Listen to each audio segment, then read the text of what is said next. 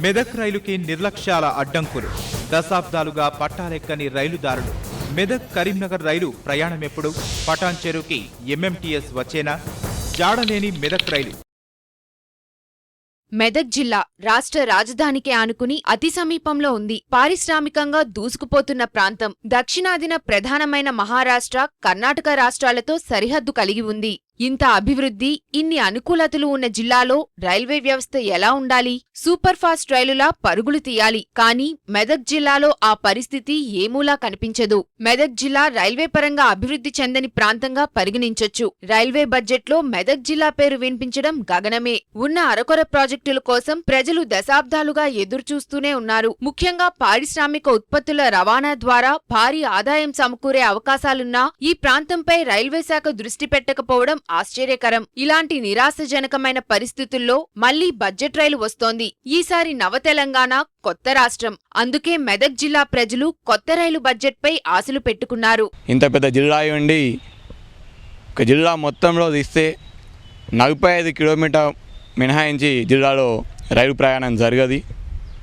అది ఒక జిల్లాలో ముఖ్యమైన పట్టణాలు 11 పట్టణాలు ఉంటాయి. అందులో ఒక జైరాబాద్ మినహాయించి ఏ పట్టణానికి రైల్వే లైన్ లేదు జిల్లాలో. 46 మండలాలు మెదక్ జిల్లాలో ఉంటే చేగుంట, జైరాబాద్ మినహాయించి ఏ మండలానికి కూడా రైల్వే సదుపాయం లేదు. ఇది జిల్లావాసులు చేసుకున్న పాపం అనుకోవాలా, మరి ఇంకో దుఃఖించదగ్గ విషయం.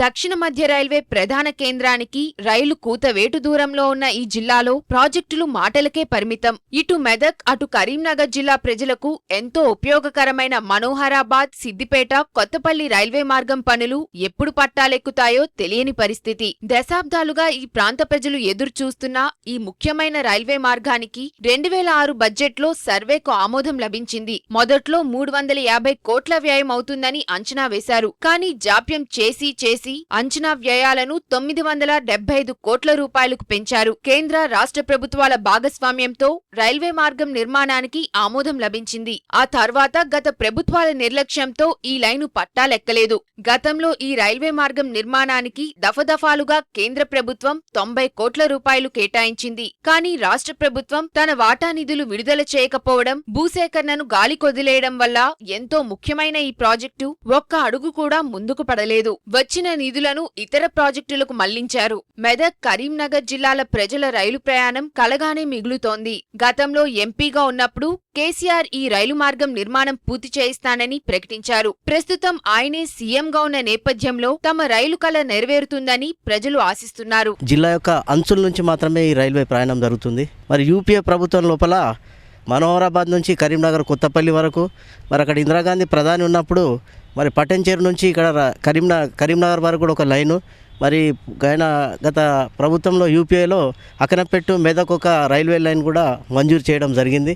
మరి ఈ పనులన్నీ కూడా ఈనాటి వరకు ఇంకా పెండింగ్లోనే ఉన్నాయి. ఇక పటాన్ చెరు నుంచి సంగారెడ్డి, నిర్మల్ మీదుగా ఆదిలాబాద్ కు కొత్త రైలు దారిని 2010-11 బడ్జెట్లో ప్రస్తావించారు. సర్వే పనుల కోసం 50 లక్షల రూపాయలు కేటాయించారు. 317 కిలోమీటర్ల దూరం కలిగిన ఈ రైల్వే మార్గం నిర్మాణానికి సుమారు 1500 కోట్ల వ్యయమవుతుందని అంచనా. కానీ 3 ఏళ్లలో ఒక్క రూపాయి కూడా కేటాయించలేదు. అదీగాక ఈ ప్రాజెక్టు అనుమతులకు కొన్ని అడ్డంకులు దాటాల్సి ఉంది. నిర్దేశించిన మార్గంలో శ్రీరామ్ సాగర్ ప్రాజెక్టు ఉండడం, అటవీ ప్రాంతం, గిరిజనుల అభ్యంతరాలను పరిష్కరించాల్సిన అవసరం ఉంది. మెదక్, అక్కనపేట రైల్వే మార్గం నిర్మాణానికి 2012లో రైల్వే మంత్రి పచ్చజెండా ఊపారు. 17 కిలోమీటర్ల ఈ లైన్ కి 120 కోట్ల రూపాయలు ఖర్చవుతాయని అంచనా. కానీ గత బడ్జెట్లో ఈ ప్రాజెక్టుకు విడుదల చేసింది కేవలం 2 కోట్లు. కనీసం కంకర ఖర్చులకు కూడా రాని ఈ నిధులతో ఈ ఏడాది జనవరి 19న శంకుస్థాపన జరిగింది. ఇక ఈ లైను ఏనాటికి పూర్తి కావాలో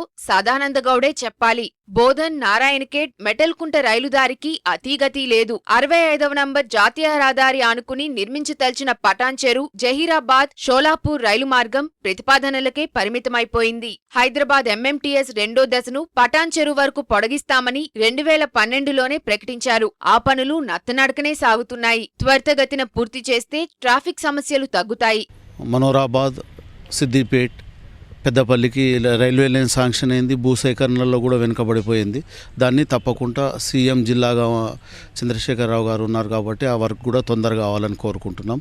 అదే రకంగా మెదక్, అక్కనపేట్, మిర్జాపల్లి లైన్ కూడా కావాలి.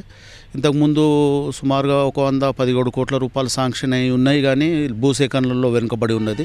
త్వరితగతంగా చేసి ఈ ప్రాంతాన్ని అభివృద్ధి చేసే రకంగా ఉండాలి. హైదరాబాద్ సమీపంలోనే ఉన్న మనోహరాబాద్ వరకు ఎంఎంటీఎస్ రెండో దశలోనే విస్తరిస్తామని ప్రకటించినా గత బడ్జెట్లలో ఆ ఊసే లేదు. ఆ దారిన రోజు వేల మంది రాకపోకలు సాగిస్తుంటారు. జహీరాబాద్ లో రైల్వే లెవెల్ క్రాసింగ్ కారణంగా భారీగా ట్రాఫిక్ జామ్ అవుతోంది. ఓవర్ బ్రిడ్జి నిర్మించాలని ఏళ్ల తరబడి ప్రజలు కోరుకుంటున్నా ప్రభుత్వానికి పట్టలేదు. అధునాతన సిగ్నలింగ్ వ్యవస్థ ఏర్పాటు చేయడం, ఎక్స్ప్రెస్ రైలు జిల్లా స్టేషన్లలో నిలిచేలా చర్యలు చేపట్టాల్సి ఉంది. ఇక్కడ బోధన్ ప్యాసింజర్ ఒకటి అవుతుంటుంది ఉదయం పూట, తర్వాత నాందేడ్ అవుతుంది కదా, నాందేడ్ అనేటటువంటిది సక్రమైన టైంకు రావడం లేదు. ఒక్కొక్క రోజు మొత్తం క్యాన్సిల్ అవుతున్నది. తర్వాత అటు కామారెడ్డి కూలీలకు వెళ్ళే వాళ్ళు ఉన్నారు, కాలేజీలకు కూడా వెళ్ళే వాళ్ళు ఉన్నారు విద్యార్థులు. కాబట్టి ఉదయం కూడా మన్మాడ్ ప్యాసింజర్ ఒకటి ఉంటుంది, తర్వాత నిజామాబాద్ ప్యాసింజర్ ఉంటుంది. ఆ రెండు ఆగితే బాగుండు. ఒకవేళ అంత వీలు కానట్టయితే కనీసం ఒకటి ఆగే ప్రయత్నం చేయాలని చెప్పేసి మేమందరం అభిప్రాయపడుతున్నాము. కొత్త రైళ్ల మంజూరు, మరికొన్ని రైళ్ల పొడిగింపులు మాటలకే పరిమితమవుతున్నాయి. జహీరాబాద్ రైల్వే స్టేషన్ ను ఆదర్శ స్టేషన్ గా ప్రకటించినా పరిస్థితుల్లో ఎటువంటి మార్పు లేదు. పారిశ్రామికంగా వేగంగా అభివృద్ధి చెందుతున్న ఈ ప్రాంతంలో సరైన రైలు సదుపాయాలు లేకపోతే నవ తెలంగాణకు అది ఒక లోపంగా పరిణమించే సూచనలున్నాయి. మరి ఈ బడ్జెట్లోనైనా బడ్జెట్ బండి మెదక్ జిల్లా మీదుగా వెళ్తుందో, గత బడ్జెట్ల తరహాలోనే ఉసూరుమనిపిస్తుందో చూడాలి.